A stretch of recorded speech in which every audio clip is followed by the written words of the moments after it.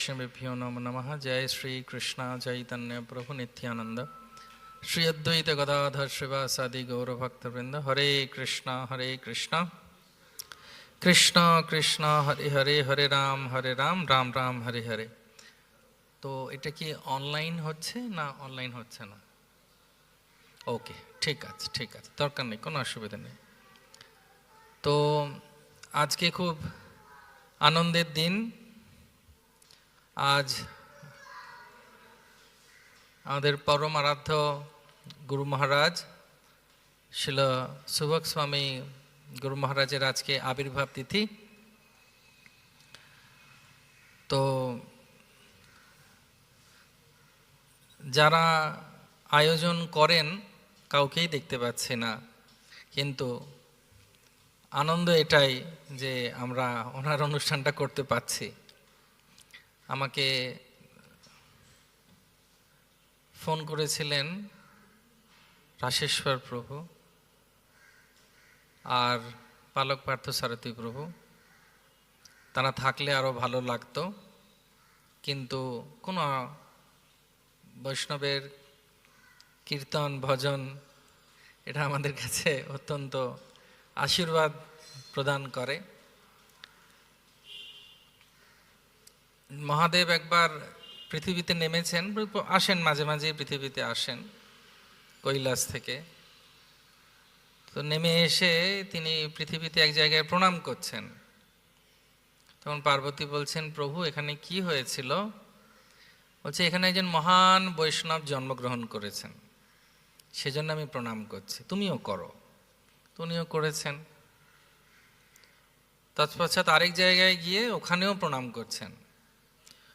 তখন পার্বতী বলছেন, প্রভু এখানে কি কেউ বৈষ্ণব জন্মগ্রহণ করেছিলেন? বলছেন, না, করেননি, করবেন গৌর প্রেমানন্দে, সেজন্য আগে থেকে আমি প্রণাম করে যাচ্ছি। তো এটা হচ্ছে বৈষ্ণবের মাহাত্ম্য, যেটা স্বয়ং বৈষ্ণব শ্রেষ্ঠ বৈষ্ণবানাম যথাশম্ভু শিব তিনি বলছেন। পার্বতী জিজ্ঞেস করছেন যে শ্রেষ্ঠ আরাধনা কি? তিনি বলছেন, আরাধনানাম সর্বেশাম বিষ্ণুর আরাধনাম পরম তস্মৎ পরতো দেবী তদিয়ানাম শ্যামশ্চরম।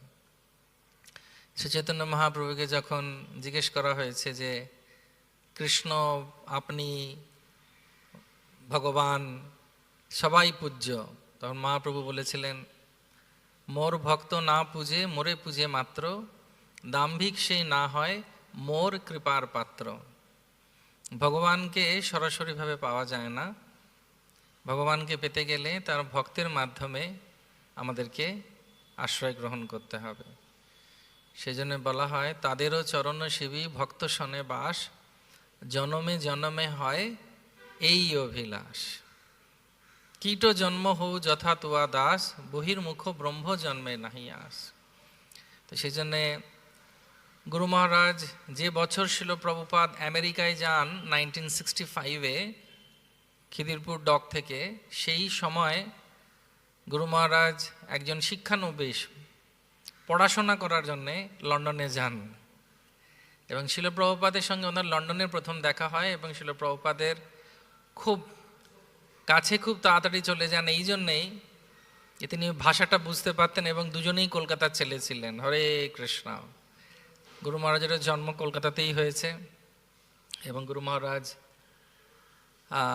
প্রভুপাদের অনেক প্রসাদ সেবা, রান্না করার সেবা, এই সব কিছু গুরু মহারাজ সেই সময় থেকে করেছিলেন। আমরা অনেক বিবিটির পুরনো ছবিতে গুরু মহারাজ লন্ডনে প্রভুপাদের সেবা করছেন, সেই ছবি দেখতে পারেন আপনারা, বিবিটিতে আছে।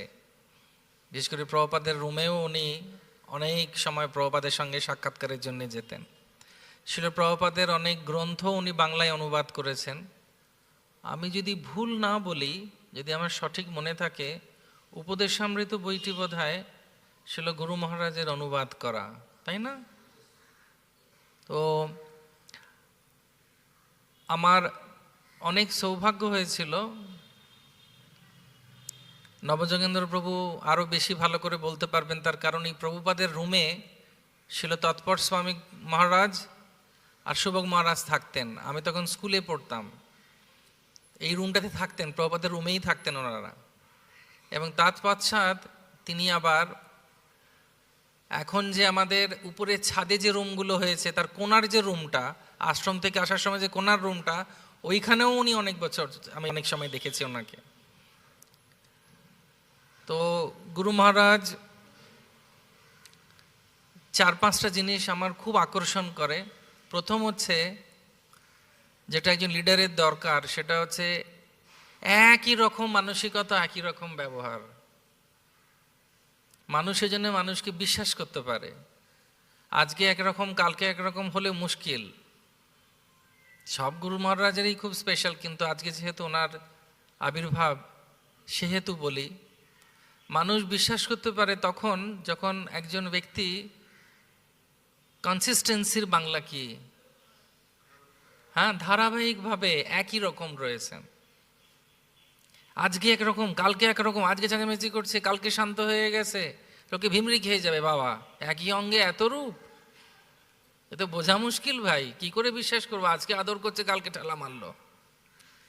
কিন্তু গুরু মহারাজকে আমি দেখেছি, অন্তত আমি যত বছর ধরে শ্রী শ্রী রাধা গোবিন্দ শ্রীমন মহাপ্রভু জগন্নাথ বলদেব সুভদ্রা মহারানীর সংস্পর্শে এসেছি, আমি যত বছর দেখেছি একই রকম একই কথা। আজকেও যে ক্লাস দিচ্ছিলেন, ওনার 85 বয়স, খুব আকর্ষণ করে। প্রথম হচ্ছে, যেটা একজন লিডারের দরকার, সেটা হচ্ছে একই রকম মানসিকতা, একই রকম ব্যবহার। মানুষের জন্য মানুষকে বিশ্বাস করতে পারে। আজকে একরকম কালকে একরকম হলে মুশকিল। সব গুরু মহারাজেরই খুব স্পেশাল, কিন্তু আজকে যেহেতু ওনার আবির্ভাব, সেহেতু বলি, মানুষ বিশ্বাস করতে পারে তখন যখন একজন ব্যক্তি কনসিস্টেন্সির বাংলা কি, হ্যাঁ, ধারাবাহিকভাবে একই রকম রয়েছেন।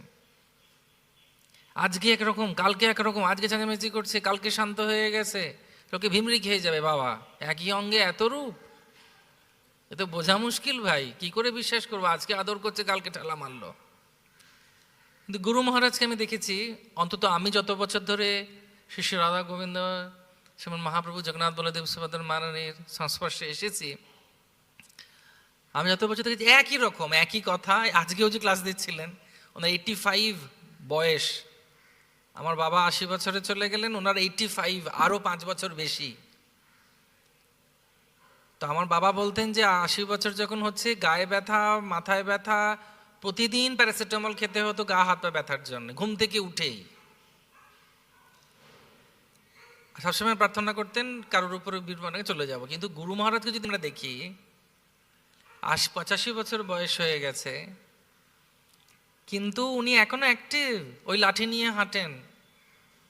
আমাকে অনেকে জিজ্ঞেস করেছিলেন যারা নতুন, ইনি কি প্রভুপাদের ছেলে? বলে হ্যাঁ ছেলেই, আধ্যাত্মিক। বলে অনেকটা ওরকমই লাগে দেখতে, লাঠিপাটি নিয়ে হাঁটলে। তো সেজন্যে গুরু মহারাজ এর এই জিনিসটা আমার ভীষণ ভালো লাগে। একই রকম, সে একই রকম যদি আমরা থাকি ওনার কাছ থেকে শিখে, তাহলে লোকে আর অনেক বেশি নির্ভরশীল হতে পারবে আমাদের ওপরে। এটা একটা লিডারের বড় গুণ। এবার আসছি ওনার ব্যক্তিগত কন্ডাক্ট। যে মন্দিরে যাবেন, আমি কোনোদিন দেখিনি মঙ্গল আরতি উনি মিস করেছেন, শরীর অসুস্থতা ছাড়া। আরতি করবেন, আরতি করবেন, প্রভুপাদের রুমে গিয়ে জপ করবেন, মর্নিং ওয়াকে যাবেন, ক্লাসের সময় আসবেন, দর্শনার্থীর সময় চলে আসবেন, সবার সঙ্গে মিষ্টিভাবে কথা বলবেন।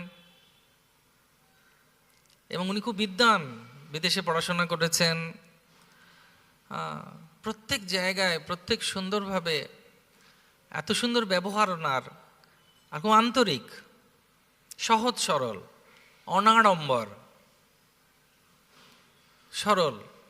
তো এইটা খুব আকর্ষণ করে যে ওনার দৈনন্দিন যে জীবনটা, যে জীবনটা যেরকম ইস্কনের মতো, ঘুম থেকে ওঠা থেকে রাত্রে শোয়া অবধি। আরেকটা জিনিস যেটা আমাকে আরো খুব আকর্ষণ করে, একবার লাইব্রেরিতে ওনার একজন শিষ্যা আসতেন, এখন জানি না হয়তো গুরু মহারাজের সঙ্গে আসেন টাসেন, উনি বোধহয় রাশিয়ান ছিলেন বা আছেন, খুব সুন্দর ছবি আঁকেন ভদ্রমহিলা, মানে ওই গুরু বোন। তো গুরু মহারাজের সঙ্গে মাঝে মাঝেই সাদা পড়তেন, এখানে আসতেন, এবং যেখানে যেখানে ভক্তরা যেত গুরু মহারাজের সঙ্গে উনি যেতেন।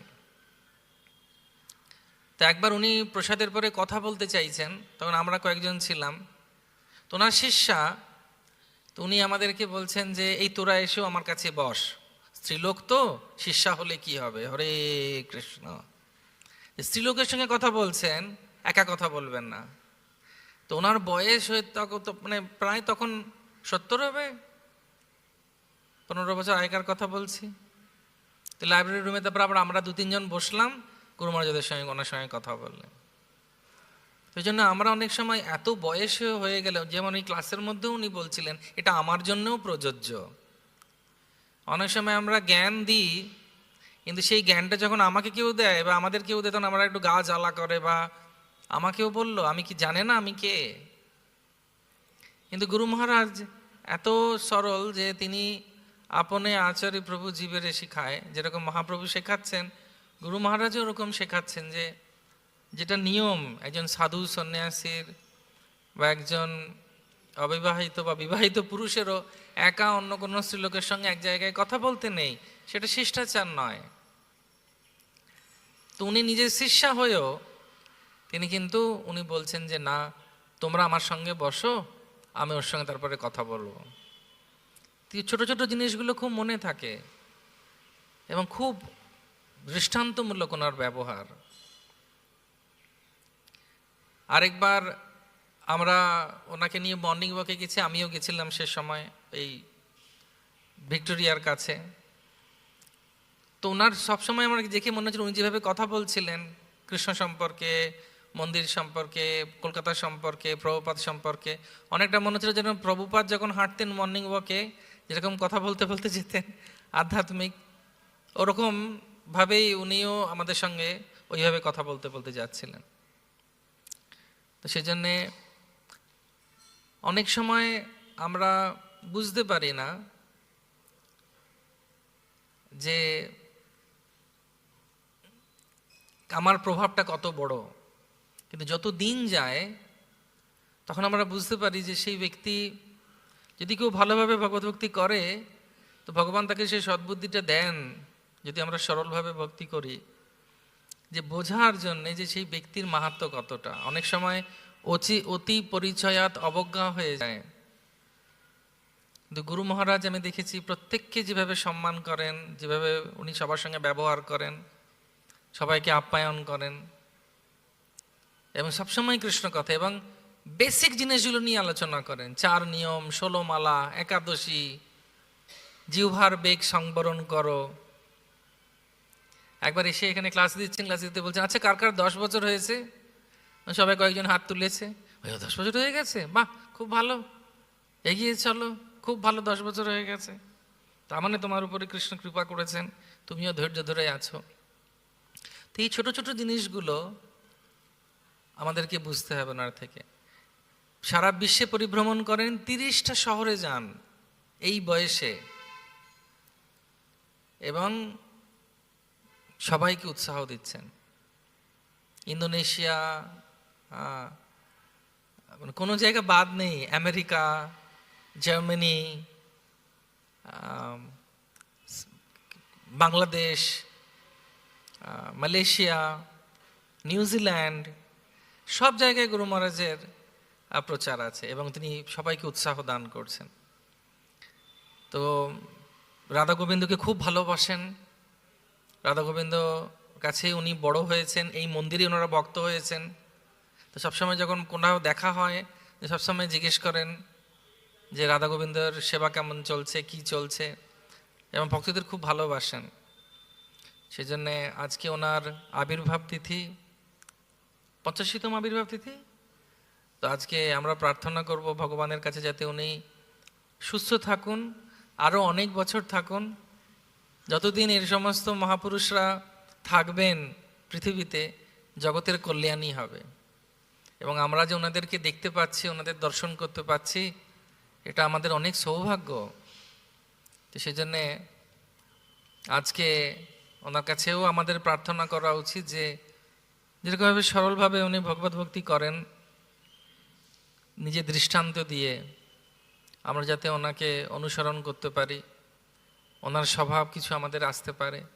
উল্টোডাঙ্গাতে গেছিলেন, খুব খুশি ছিলেন, কিছুক্ষণ বিশ্রাম নিয়েছিলেন। ওনার পরিবারও এখানে থাকে, মানে ওনার আগের আশ্রম, ওনার বোন আছে, উনি মাঝে মাঝে মন্দিরে আসেন।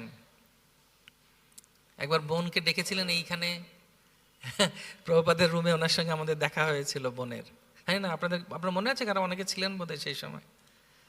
এবং বিশেষত রাশেশ্বর প্রভু আর নবজেন্দ্র প্রভু খুব অ্যাটাচড মহারাজের সঙ্গে। আমরা আছি, কিন্তু ওনারা খুব অ্যাটাচড, মানে নিজেদের একদম বাচ্চার মতো, ওনার সন্তানের মতো ওনারা কাছে থাকেন এবং খুব সেবা করেন। এবং আমাদের গুরু মহারাজ আশীর্বাদ দিন যাতে আমরা নিঃস্বার্থভাবে কোনো কিছুর আশা না রেখে আমরা যাতে ভগবানকে ভালোবাসতে পারি। হিজ হোলিনেস শ্রী সুভক স্বামী গুরু মহারাজ আবির্ভাব মহা মহোৎসব কি, শিল প্রভুপাদ কি, গৌর প্রেমানন্দে হরি হরি।